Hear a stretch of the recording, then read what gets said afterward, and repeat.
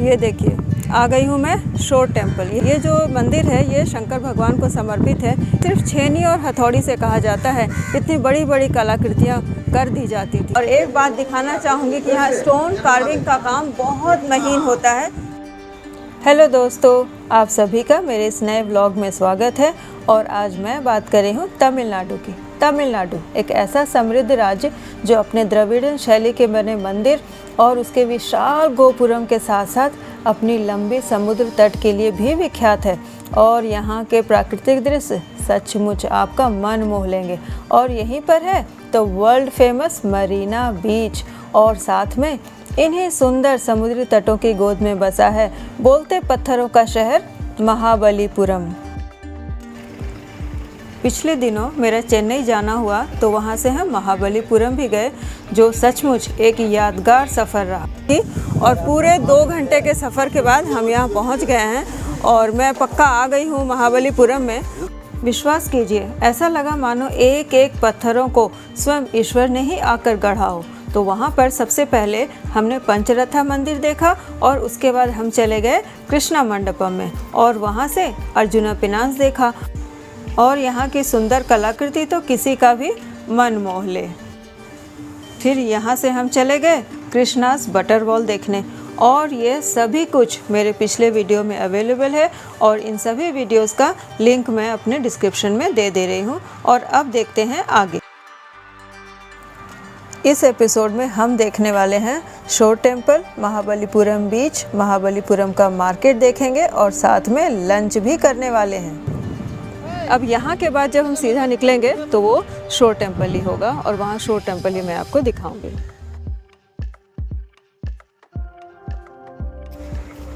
ये लीजिए, ये हम निकल गए शोर टेम्पल देखने के लिए। और यहाँ पर हमने उसी टिकट का इस्तेमाल किया है जो मैंने आपको शुरुआत में दिखाई थी, यानी कि एक टिकट आप एक बार खरीदेंगे, उसे आप हर मॉन्यूमेंट को देखने के लिए यूज़ कर सकते हैं। और इसके बाद ये देखिए दूर में दिखाई दे रहा है शोर टेम्पल और इस तरफ आप देखिए बाएं तरफ में ये समंदर दिखाई दे रहा है और इसीलिए तो इसे शोर टेम्पल कहते हैं। तो ये लीजिए समुंदर की अटखेलियाँ करती हुई लहरें बिल्कुल बगल में ही है। गज़ब का आनंद आता है समुद्र को देखने से, अथाह सागर, बहुत मज़ा आता है सच। ये देखिए आ गई हूँ मैं शोर टेम्पल। यही है महाबलीपुरम का द फेमस शोर टेम्पल। मेरे पीछे देखिए, दिखाने की कोशिश कर रही हूँ, यही है। और ये जो मंदिर है ये शंकर भगवान को समर्पित है। इसमें मैं दिखाऊंगी नंदी बैल बहुत सारे छोटे छोटे बनाए गए हैं। लेकिन यहाँ इन मंदिरों की ये खासियत है कि यहाँ पर अब किसी भी तरह की पूजा अर्चना नहीं की जाती है। आप बस पत्थरों की कलाकृति को देखने आ सकते हैं और देख सकते हैं कि यह जो विश्व धरोहर बनाई गई है उसका कारण क्या है और किस तरह से पहले कलाकृति की जाती थी। सिर्फ छेनी और हथौड़ी से कहा जाता है, इतनी बड़ी बड़ी कलाकृतियाँ कर दी जाती थी और बिल्कुल मोनोलिथ। और इसमें सारी खासियत ये भी है, इसका एक आकर्षण का केंद्र है ये कि ये सारे मोनोलिथ्स होते हैं, यानी सिंगल जो पत्थर होते हैं बड़े बड़े उनको काट कर बनाए जाते हैं। ऐसा नहीं कि सीमेंट लगाया जोड़ा, नहीं, बिल्कुल जोड़ नहीं होते इसमें। यह उनकी बहुत बड़ी खासियत है। तो चलिए अब ज़रा सा इसे ये देखिए बिल्कुल, और मैं पीछे दिखाने का प्रयास कर रही हूँ, बिल्कुल घूम कर देखिए। और ये जो मेरे पीछे देख रहे हैं यह है समंदर का किनारा। ये समंदर का किनारा है और यहाँ पर है ये शोर टेम्पल। तो शोर के पास है, जैसा आप जानते हैं, that's why it is called शोर टेम्पल। तो चलिए अब पास से जो यहाँ की कलाकृतियाँ हैं वो आपको दिखाती हूँ। धीरे धीरे अब मैं मंदिर के पास जा रही हूँ। सचमुच वही कलाकृति मेरे सामने थी जो अब तक मैंने सिर्फ किताबों में देखी थी और टीवी में देखा था। सचमुच बहुत ही आनंदित कर देने वाला दृश्य था। और ये देखिए जहाँ तक नज़रें जाएं पत्थरों पर कलाकृतियाँ बनी हुई हैं, और वो भी बताइए कि बिना किसी मॉडर्न टेक्नोलॉजी के, सिर्फ छेनी और हथौड़ी से बनाई गई है। और ये किसी तरह का फाउंटेन है, यानी पानी का स्रोत है, पर पंप तो थे नहीं, तो यहाँ पानी आता कैसे था ये शोध का विषय है। तो इसके बाद ये मैं बिल्कुल मंदिर के करीब पहुँच गई हूँ और गर्मी बहुत थी, तो मैंने पहले भी आपको बताया कि छाता ज़रूर रखें, बिल्कुल। और यहाँ पर देखिए ये माँ दुर्गा की प्रतिमा बनाई गई है और वो भी बिल्कुल अलग तरह की है। इनका वाहन शेर भी दर्शाया गया है।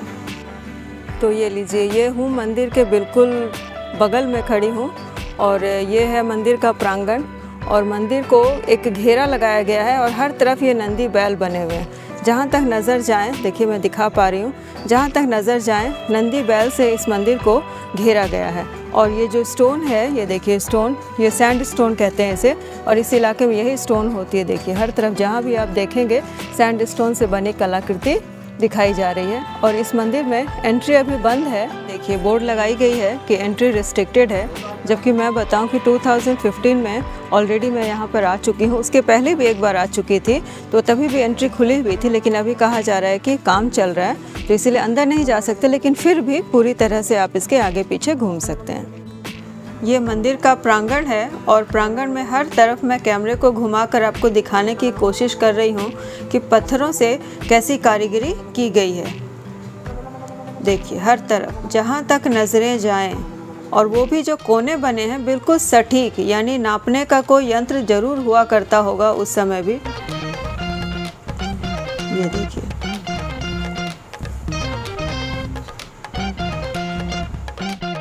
और सबसे बड़ी बात इसकी है कि ये जो टेम्पल है ये नंदी भगवान को और शिव भगवान को समर्पित है, लेकिन इसके पीछे वाला जो टेम्पल है उसमें विष्णु जी की प्रतिमा भी बनाई गई है, लेकिन अभी मंदिर के अंदर जाने नहीं दिया जा रहा है। जबकि मैं पहले यहाँ पर आ चुकी हूँ तथा मैंने देखी है विष्णु की वहाँ पर प्रतिमा भी है। बहुत ही अच्छी कलाकृति है। अगर आप कलाकृति देखना चाहते हैं तो यहाँ पर आ सकते हैं बिल्कुल। और ये जो मंदिर है ये अभी आर्कियोलॉजिकल सर्वे ऑफ इंडिया के अंडर में है और उन्हीं की तरफ से इसकी देखरेख भी की जाती है और काम भी करवाया जाता है। और इस विशेष एंगल से देखिए इस मंदिर की शोभा तो बिल्कुल देखते ही बन रही है। और मंदिर को अच्छी तरह से निहारने के बाद हम चल पड़े एक दूसरी जगह पर। यह सुंदर छवि देखिए, और यहाँ पर मैं दिखाऊंगी आपको कि पत्थर से कैसे गुफा बनाए गए हैं और गुफा भगवान को समर्पित किया गया है। ये देखिए यहाँ पर पत्थर देखिए रखे गए हैं। इसी तरह के बड़े बड़े पत्थर होते हैं जिन्हें काट कर गुफा बनाए जाते हैं या मंदिर बनाए गए थे। उन पत्थर के मंदिरों को देखने के बाद हम निकल पड़े महाबलीपुरम के बीच को देखने के लिए। और ये बीच का नज़ारा बहुत ज़्यादा भीड़ भाड़ नहीं है, लेकिन फिर भी अच्छी जगह है। थोड़ा टाइम स्पेंड करने के लिए बहुत ही अच्छी जगह है बिल्कुल। तो ये देखिए लोग एंजॉय कर भी रहे हैं और हमने भी बहुत एंजॉय किया। और ख़ास करके ये बात बताऊं कि वो जो वहाँ पर गर्मी लग रही थी ना, यहाँ पर आकर बिल्कुल अच्छा लग रहा है। यहाँ की हवा बिल्कुल ताज़ी, मन रिफ़्रेश हो गया सचमुच। और ये देखिए लहरों से खेलती हुई, थोड़ा सा क्या करूं, दिल तो बच्चा है जी। बीच पर नहाना तो था नहीं, हाँ थोड़ा समय बिताकर बहुत अच्छा लगा। और वहाँ से हम निकल पड़े बाज़ार देखने के लिए। मैंने कहा था मैं आपको मार्केट भी ज़रूर दिखाऊंगी। तो सी शोर इलाके में जैसे मार्केट्स होते हैं उस तरह के भी बहुत सारे मार्केट है। यहाँ पे आपको सोवेनियर बहुत सारी चीज़ें मिलेंगी। आप किसी अपने के लिए बहुत सारी चीज़ें उपहार के स्वरूप में लेकर जा भी सकते हैं। और हम आ गए हैं, ये है हमारा शॉपिंग कॉम्प्लेक्स। यहाँ पर हर तरफ आप देखिए दुकानें ही दुकानें हैं। ये पूरी शॉपिंग कॉम्प्लेक्स है इसे कहते हैं। यहाँ हर तरफ दुकानें ही दुकानें हैं। ये दुकानें सोवेनियर की दुकानें हैं, बैग्स हैं, स्टोन के चीज़ें हैं, फिर जिस पर वुड का काम किया होता है उसकी चीज़ें हैं। यही मैं बता रही थी कि आप अपने फैमिली वालों के लिए, अपने परिजनों के लिए यहाँ से लेकर जा सकते हैं कुछ भी। पूरे बाज़ार में मैंने जो एक चीज़ नोटिस की वो थी पत्थरों पर की गई कारीगरी। जैसे यहाँ पर मॉन्यूमेंट्स बने हैं पत्थरों के, और इसीलिए यहाँ पर कारीगरी भी देखिए पत्थरों पर की जा रही है। ये देखिए ये भी पत्थर के ही बने हैं, उन्हें रंग किया गया है ऊपर से। सभी लोग कुछ न कुछ खरीदने के लिए बाज़ार में उमड़ पड़े हैं। तो यहाँ पर मैंने बताया कि यहाँ पर पूरी सोवेनियर की दुकानें हैं, तो उसमें से हम आ गए हैं एक दुकान पर। और एक बात दिखाना चाहूँगी कि यहाँ स्टोन कार्विंग का काम बहुत महीन होता है। तो ये देखिए मेरे हाथ में आप देख रहे हैं ये एलिफेंट, और इसके ऊपर ये स्टोन की कार्विंग की गई है। मैं आपको नज़दीक से दिखा रही हूँ। ये देखिए ये बिल्कुल ये जालीदार, बिल्कुल जालीदार नक्काशी की गई है। ये पत्थर का हाथी है, इसे पत्थर के ऊपर ये नक्काशी की गई है। और इसी तरह की यहाँ पर हज़ारों चीज़ें हैं जो आप देखेंगे मन करेगा ये भी ले लूँ वो भी ले लूँ। तो बिल्कुल बहुत ही अच्छा, बहुत ही अच्छा है। अब ये आपके ऊपर है कि आप क्या लेकर जाना चाहते हैं यहाँ से। ये देखिए यहाँ भी जैसा हाथी मैंने आपको दुकान में दिखाया, यहाँ पर हर तरफ बिखरे पड़े हैं। बिल्कुल मैंने बहुत सारी चीज़ें खरीदी भी हैं। और ये लीजिए, धूप से बचने का इंतज़ाम भी है यहाँ पर। अगर आप घर से ना ले गए हो तो चिंता मत कीजिए। और ये देखिए, मनीषास फूड स्टूडियो है, तो बस मुझे तो ये दिखाई दे गई। मसाला पीसने का औज़ार है ये, जी हाँ, जिसे सिल कहते हैं, हम लोग तो इसे सिल कहते हैं। तो ये देखिए, ये मार्बल के सिल बनाए गए हैं, मैंने सचमुच पहली बार देखा है।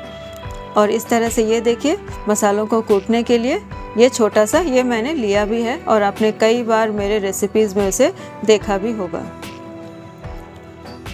तो ये मैंने अभी यहाँ नहीं लिया है। और उसके बाद ये देखिए, बैग्स यहाँ मैंने आपको बताया, मैं पहले भी आ चुकी हूँ, तो मैंने यहाँ से बहुत सारे बैग्स लिए हैं। और ये शैंडिलियर, वो भी हाथ के बने हुए। और बाज़ार अब हमने पूरा घूम लिया और निकल पड़े लंच की तलाश में। और खाने पीने की भी बहुत सारी दुकानें हैं, ऐसा नहीं है कि कुछ नहीं मिलेगा। महाबलीपुरम में हर तरफ आपको खाने की दुकानें मिल जाएंगी। तो वहाँ बाज़ार के पास ही हमें कुछ होटल दिखाई दे गए, और बस फिर क्या था, हम चल पड़े वहीं। तो शोर टेम्पल घूमने के बाद हम आ गए हैं कुछ लंच करने के लिए। एक्चुअली बहुत थक गई थी, घूमते घूमते सचमुच बहुत थकान हो गई थी। तो अब आकर बैठी हूँ, और हमने ऑर्डर किया है एग बिरयानी और कर्ड राइस। यहाँ की स्पेशल है कर्ड राइस। तो चलिए, ऑर्डर आता है, तब तक वेट करते हैं।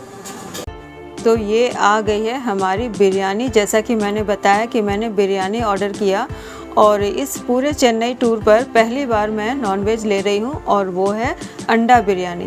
और साथ में ये लीजिए, दी गई है सलाद, यानी कि दही में प्याज को डुबो कर दिया गया है। तो चलिए प्लेट करके दिखाती हूँ। तो ये लीजिए, ये भीतर से निकला एक बॉयल अंडा, जिसे बिल्कुल फ्राई नहीं किया गया, कुछ नहीं, बस यूँ ही बॉयल्ड है। और यहाँ पर आपने नोटिस किया होगा, हमारे कलकत्ता की तरह आलू नहीं देते हैं बिरयानी में। और साथ ही मैंने ऑर्डर की थी कर्ड राइस, तो ये हमारा कर्ड राइस भी आ गया है। कर्ड राइस बहुत ही मामूली, बहुत ही सिंपल चीज़ है, यानी दही में चावल को मिलाकर और ऊपर से देखिए इस तरह से राई और जीरे का तड़का लगाया गया है। तो यही होती है कर्ड राइस। तो पेट के लिए तो बहुत अच्छी होती है, गर्मियों में फ्रिक्वेंटली खाई जाती है। तो चलिए, अब आपको बिरयानी टेस्ट करके बताती हूँ कि बिरयानी मुझे कैसी लगी यहाँ की। देखने में तो अच्छी लग रही है।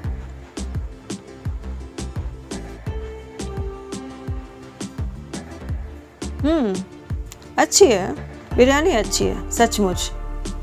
राइस बहुत ही ज़्यादा एरोमेटिक है, काली मिर्च है, लौंग है, बहुत सारे गरम मसाले दिए गए हैं। और अब थोड़ा सा एक इस बॉयल एग के साथ भी लेकर बताती हूँ।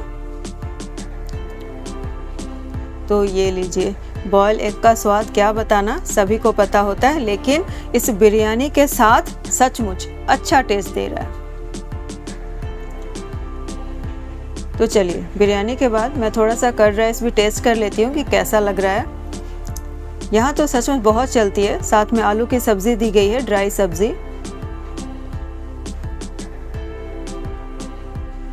कर्ड राइस भी अच्छी है, लेकिन मुझे ऐसा लग रहा है कि थोड़ी सी टाइट है। सब्ज़ी के साथ खाकर देखती हूँ। सब्ज़ी के साथ अच्छा लग रहा है।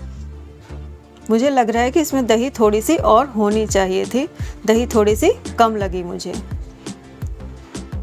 तो चलिए, अब मैं खाना एंजॉय करती हूँ, फिर आपको मिलती हूँ। और वहीं पर देखिए, हमारे साथियों ने ये मील्स ट्राई कर रहे हैं, यानी ये तमिलनाडु की ओरिजिनल मील्स ट्राई कर रहे हैं। तो आपने देखा कि खाना हमने फिनिश कर लिया है, और मैंने आपको दिखाया, मैंने ली थी बिरयानी और कर्ड राइस। और हमारे जो साथ आए हैं, मैंने उनका भी खाना दिखाया आपको। सब ने मील्स ट्राई कर रहे हैं, सब लोग, क्योंकि यहाँ का मील्स तो फेमस है ही। वो उसमें भात, सांभर और अवियल, ये सारी चीज़ें रहती हैं। ये मैंने आपको अपने कल के वीडियो में दिखाया था, यानी इससे पहले वाली वीडियो में मैंने दिखाया था। और वो मैंने मील्स लिया था सरवाना भवन में, वेल्लोर में। तो वो भी बहुत मज़ेदार सा था। और यहाँ भी ये जो हमारे कलीग लोग हैं, वो भी बता रहे हैं कि मील्स काफ़ी अच्छा है। पूरे दक्षिण भारत में मुझे मील्स की जो सबसे अच्छी बात लगती है, वो है कि इसे केले के पत्ते पर सर्व किया जाता है। आप चाहे कहीं भी खाएं। तो यहाँ भी देखिए, केले के पत्ते में सर्व की गई है। हाँ, सुविधा के लिए थाली भी दे दिया गया है, और साथ में बहुत सारी कटोरियाँ हैं, और पापड़ तो बिल्कुल कंपलसरी। और ये लिमिटेड मील्स है, इसीलिए आप देख रहे होंगे कि अलग से इसमें चावल दिया गया है। तो सब लोग, जैसा कि आपने देखा, मील्स ट्राई कर रहे हैं। तो चलिए, अब सुनवाती हूँ कि नॉर्थ से गए लोगों का जो साउथ का जो मील है, उसके बारे में क्या विचार हैं। बलवंत जी बताइए, साउथ इंडियन टेस्ट कैसा लगा खाने का? बहुत अच्छा लग रहा है, मजा आ रहा है खाने में। अच्छा, सांभर अच्छा है, रसम अच्छा है, क्या क्या अच्छा है? सब कुछ। अभी तक तो सांभर और रसम खाए हैं। अच्छा ठीक है, ठीक है, ओके चलिए।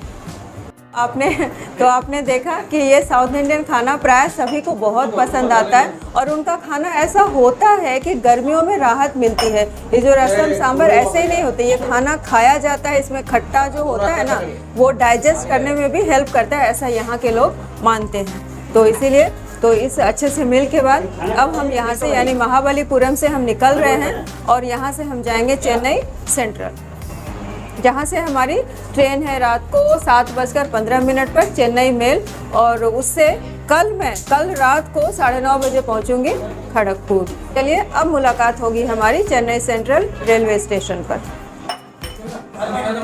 ये लीजिए, अब समय हो गया है वापस चेन्नई जाने का और महाबलीपुरम की ढेर सारी सुनहरी खूबसूरत यादें लेकर हम निकल पड़े चेन्नई की तरफ। और चेन्नई सेंट्रल पहुंचते ही हम रूबरू हुए बड़े शहरों की दौड़ती भागती हुए ज़िंदगी से। हमें तो यहाँ पर ट्रेन पकड़नी थी, लेकिन उसके पहले देखिए ये मैंने बिल्कुल अलग तरह का केला देखा।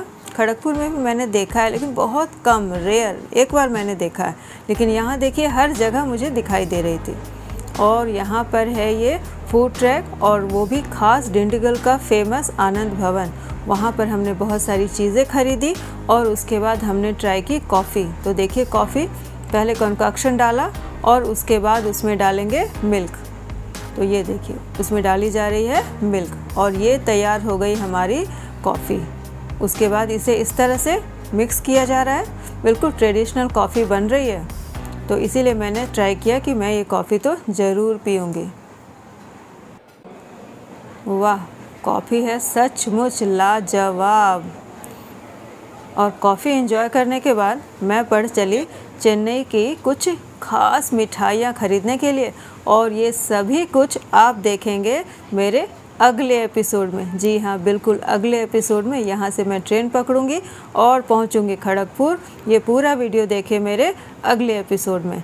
और मेरी ये वीडियो आपको कैसी लगी मुझे बिल्कुल कमेंट करके बताते रहिए, मुझे आपके कमेंट का इंतज़ार रहेगा। और मैं आपको मिलती हूँ मेरे अगले वीडियो में। And thank you for your time and have a nice day. Bye bye, Tata.